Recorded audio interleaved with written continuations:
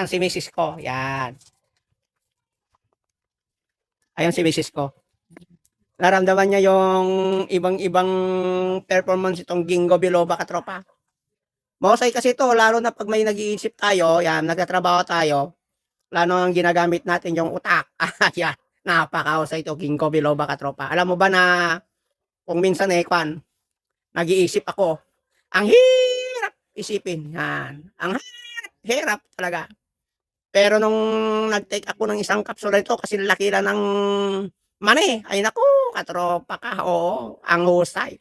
Napakaswak na swak itong Ginkgo biloba nito. Kaya kung ikaw, negosyante, mag-aaral o anumang trabaho mo ay ginagamit mo sa panghanap buhay ang utak. Ayan, hindi sa pisikal, utak. Ayan.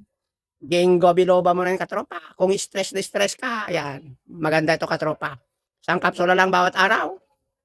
Kaya, swak na swak. Ginkgo biloba ba yung katropa?